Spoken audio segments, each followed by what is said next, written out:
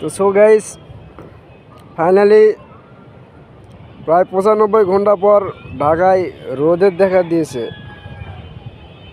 তো আমি বেসিক্যালি রোদ গায়ে লাগানোর জন্য আসলাম। গত 95 ঘন্টা আমার শরীরে কোনো রোদ পড়ে নাই, তাই রোদকে খুব মিস করতেছি।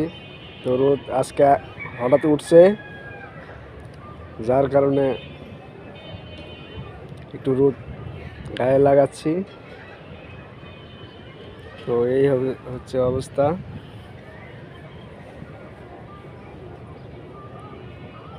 তো এই গত 25 সাল থেকে আজকের দিন বন্ধু, আজকে 4 তারিখ,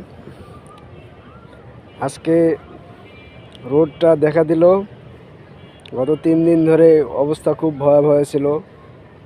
মানুষের জনজীবন নিয়ে অনেকেই কষ্ট করে কাজ করছে।